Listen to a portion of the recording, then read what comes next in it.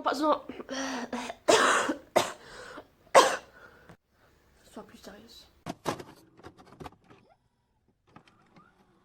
Coucou tout le monde, j'espère que vous allez bien, que ça se passe très bien pour vous, que votre famille va bien. On se retrouve dans le jour, je sais plus combien ça fait. 1, 2, 3, 4, 5. Je pense que c'est la 5e ou la 6e semaine de confinement, je sais plus. Mais en tout cas, je sais que ça fait beaucoup et que là, j'en ai vraiment marre. J'ai envie de sortir en fait. J'ai oublié comment c'est dehors. Genre, c'est comment dehors, ça se passe comment, genre, je sais plus. J'espère que vous allez bien, que votre famille va bien, que vos proches vont bien, que vos amis, vos copains, vos copines, que tout le monde va bien, que vous prenez bien soin d'eux. Moi, personne ne m'a demandé, mais je vais très bien, alhamdoulilah. Voilà. Si ça intéresse quelqu'un, oui, je vais très bien. J'arrête de trop parler parce que je parle trop. Bref, pour la énième fois que je dis bref, on se retrouve dans une nouvelle vidéo qui va vous aider dans cette période de confinement parce que pour ceux qui ont Netflix, ils peuvent s'occuper avec Netflix. Moi j'ai Netflix, mais Netflix tue pas mon ennui. Du coup, bah voilà. Dans cette vidéo, je vais vous présenter les séries que moi, genre, je kiffe de ouf. Genre, c'est les séries de ma life. Genre, je les aime de ouf. Je vais vous donner top 5 des séries que j'aime de ouf. Les séries de ma life que je répète ce que je dis, je sais pas où. En fait, il y en a des séries qui sont un peu populaires et que tout le monde, mais genre tout le monde a regardé. Mais je m'en fous. Déjà que moi, j'ai pas regardé trop de séries, tu vois, genre... dans tout ce que j'ai regardé que 10 séries, tu vois. Et je vais vous présenter 5 parce que je les ai pas toutes aimées. Mais voilà. On va commencer par la série la plus populaire, celle que tout le monde a vue. Genre, il n'y a pas une personne qui l'a pas vue. C'est La Casa de Papel, oui. C'est la première série que j'ai commencé à regarder. Genre, dès que j'ai eu Netflix, c'était la première série que j'ai regardée. J'ai regardé les 4 saisons. C'est quoi l'histoire de La Casa de Papel? Bon, La Casa de Papel, c'est une série qui... moi, j'ai pas envie de vous spoiler, j'ai pas envie de vous parler sur la série. Je vais vous parler beaucoup plus à la Casa de Papel. Je vais vous parler beaucoup plus sur le documentaire de La Casa de Papel. Ce que j'ai aimé dans cette série, c'est genre... je sais pas, c'est genre original. Genre, t'as une bande de groupes qui vont voler une banque. Ensuite, genre, qui vont devenir une famille, qui vont devenir des amis. En plus, il y a une histoire d'amour qui va se créer. Enfin, voilà, La Casa de Papel, j'ai pas envie de vous spoiler là, mais La Casa de Papel, je vous conseille fortement d'aller la voir, celui qui ne l'a pas vu. Du coup, je vais vous parler sur le documentaire. La Casa de Papel, déjà, les deux premières, ils ont commencé par 2 saisons et ils ont arrêté. Genre, 2 saisons, genre c'était stop. Ou c'était pas international, c'était national, c'était que... c'était qu'en Espagne en fait. Il y a que Netflix. Netflix leur a proposé de mettre la série Netflix et c'est de là les genre je sais pas. Du coup ils ont eu plus de moyens parce que bien évidemment que Netflix elle te propose plus de moyens là. Et c'est de là que ils ont décidé de faire une saison 3 et une saison 4. Déjà faut savoir que la saison 1 et la saison 2 ils n'avaient pas les moyens alors que c'était moi franchement j'ai trouvé que le tournage, le matériel, tout ça, genre c'était top. Même si on dirait pas qu'à qu'ils avaient pas les moyens, on est d'accord. Une scène, la saison 3, je pense, si je me trompe pas, non, c'est la saison 3. C'est quand le professeur est allé retrouver Berlin, c'était où déjà? En Italie. Vous voyez, genre quand Berlin s'est retourné, genre autour, il y avait plein de monde. C'est le documentaire, ils ont montré, genre là, t'as les 2 personnes qui tournent et tout autour, il y a plein de monde, tu vois, parce que genre... tout le monde est... Enfin bref, là, allez voir le documentaire. Si vous avez vu La Casa de Papel les 4 saisons, allez voir le documentaire de La Casa de Papel, c'est très intéressant. Les retouches à la série, les problèmes qu'ils ont eu, parce qu'ils ont eu plein de problèmes. Vous avez vu la saison 3, qu'ils ont fait le retour où ils ont lancé des billets partout à Kaya. Ces mecs, ils avaient eu plein de problèmes parce qu'il y avait de la pluie, tout ça. Bref, je vais pas trop parler. Je vous conseille d'aller voir le documentaire de La Casa de Papel si vous avez vu la série La Casa de Papel. Bref, maintenant passons à la deuxième série, c'est Elite. Elite aussi, tout le monde a regardé la série, il y a 3 saisons. Du coup, le personnage principal, c'est la sœur, t'as un mec. Du coup, il y avait un frère et une sœur, où il y avait 2 nouvelles personnes qui étaient deux nouvelles personnes le lycée, une personne qui était musulmane. Du coup, je sais pas pourquoi je veux que ça m'énerve. Il y avait le frère Tahad, la nouvelle personne. qui était tombé amoureux du frère de la sœur du mec le plus populaire. Je sais pas si vous avez capté. En fait, comme je suis nulle en explication, bref. Et du coup, la meuf à la fin, elle est morte. Mais elle dit qu'ils doivent chercher qui fait schmettet. En fait, les deux saisons, la première saison, la deuxième saison, vous allez voir qu'il fait schmettet. Après, à la fin de la première saison. La première saison, si je me trompe. Ah oui, à la fin de la première saison, vous allez voir, je connais avec la meuf, mais bon. Du coup, il y a aussi une autre meuf, elle dit que la nouvelle meuf, elle était musulmane, elle dit qu'elle faisait des trucs hors l'islam, genre. Enfin bref, il y a plein de trucs élites, ou comme je suis nulle en explication, du coup, ce que je vous dis, c'est je vous invite à aller voir Elite. C'est le petit truc que j'ai pas aimé, c'est le fait qu'ils ont sali le fait qu'ils ont sali l'islam, tu vois, c'est tout. Mais après la fin de la saison 3, tout ce qui s'est passé, tout ça, j'ai adoré. J'ai adoré comment ils étaient unis, genre les amis les uns vers les autres, tout ça. Enfin voilà, je vais pas trop tarder, mais je vous conseille d'aller la voir et vous allez me dire ce que vous en pensez.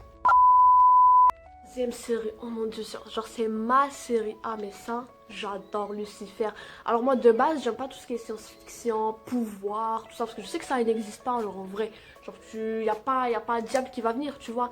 Mais en vrai, Lucifer, j'ai grave kiffé. Je pensais pas que j'allais kiffer autant, tu vois. Du coup, dans Lucifer, vous avez 4 saisons. Bon, ça parle de quoi? Ça parle du diable. Genre ça parle du dieu, du diable, d'Adam, tout ça, vous voyez, genre c'est de la science-fiction. Parce que c'est des trucs qui n'existent pas, mais la série elle est grave quand même. C'est la best série de tout Netflix. Genre avec le diable, il commence à travailler avec le lieutenant. Le lieutenant c'est le policier. Je sais pas comment on dit autrement, c'est Muhaqiq. Voilà, je sais pas, normalement Muhaqiq vous allez comprendre. En tout cas avec le policier, le diable il va travailler avec le lieutenant. Avec le diable il est immortel, mais quand il est avec le lieutenant il devient vulnérable. Ce que ça veut dire pour ceux qui ne savent pas, c'est Willymout, il saigne, genre il aura du sang, alors que de base ouais, il est immortel, il a pas de sang, genre il va pas mourir, tu vois. Bref, après Lucifer alias le diable, il va tomber amoureux du lieutenant Chloé. Voilà, elle s'appelle Chloé. Ensuite, Chloé, elle va tomber amoureuse de lui, mais qu'elle va pas lui dire.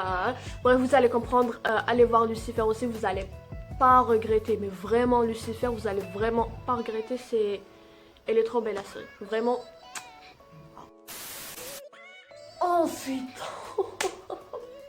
vous avez The Protector. The Protector, c'est ma vie. Je sais pas si je le prononce bien, mais c'est ma vie. Le protecteur, on va dire le protecteur parce que je suis nulle en anglais. Protector. The Protector, c'est une série turque avec des acteurs turcs. Où qu'elle existe en plusieurs langues, en anglais, en français, en turc, en arabe, tout ça, si ça vous intéresse. Ça parle de quoi? Ça parle de, vous voyez, genre Harim Sultan, tout ça, genre tout ce qui est ancien, mais c'est pas Harim Sultan. En fait, c'est un mec qui va protéger Istanbul.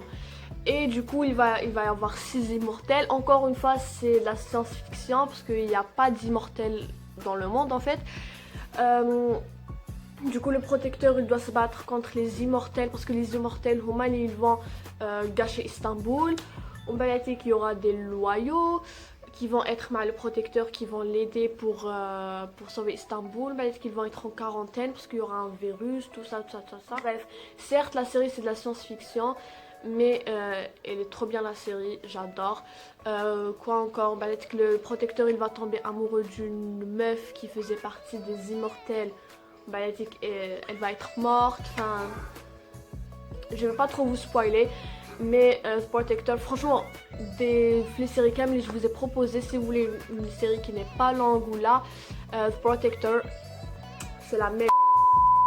Du coup, la dernière série que je vais vous présenter, la 5e et la dernière, c'est la série que je regarde actuellement, c'est Les 100, The 100. En anglais c'est The 100 et en français en français c'est Les 100. Alors c'est quoi aussi? Encore une fois, c'est pas le genre de truc que j'aimais de base, mais là j'aime de ouf. Quoi, de base c'est un groupe de, enfin c'est des personnes qui vivent dans l'espace. C'est un groupe de personnes qui vivent dans l'espace. En balatique, ils doivent envoyer, je vous disais qu'ils doivent envoyer 100 personnes sur Terre pour tester est-ce que la Terre, est-ce qu'ils peuvent vivre sur Terre, tu vois. En balatique, ils vont arriver sur Terre. En balatique, il y aura d'autres personnes, comment ils s'appellent, les natifs, qui vont être contre parce que Huma, ils habitaient sur Terre.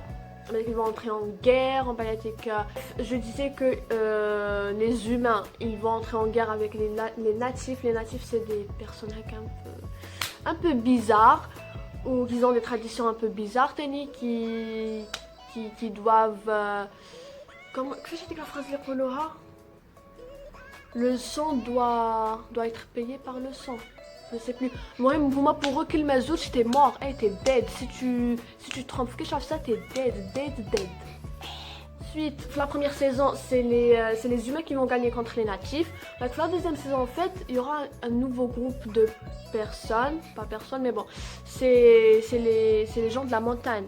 Du coup, il y a deux qui sont contre les natifs et les gens normaux. Et du coup, les natifs ou le peuple du ciel, ils vont faire un accord où ils connaissent kif ou ils connaissent en guerre contre les gens de la montagne. Sauf que les natifs, on va dire genre qui a les prisonniers les gens de la montagne, les natifs ou les gens normaux. Si vous voulez comprendre mieux, je vous conseille d'aller la voir. Moi, c'est une série que j'aime. Il me reste encore 2 saisons, mais pour l'instant j'aime bien la série, j'ai bien aimé, j'ai kiffé, enfin voilà. Et c'est enfin la fin de la vidéo.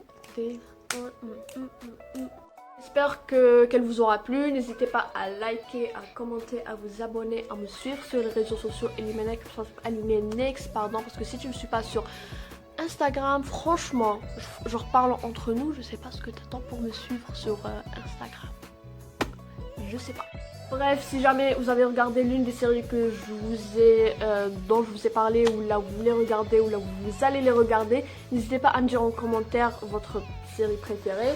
Et voilà, en tout cas moi je n'hésiterai pas à aller vous répondre en commentaire, à vous liker et à discuter avec vous. Et sur ce, je vous fais d'énormes bisous.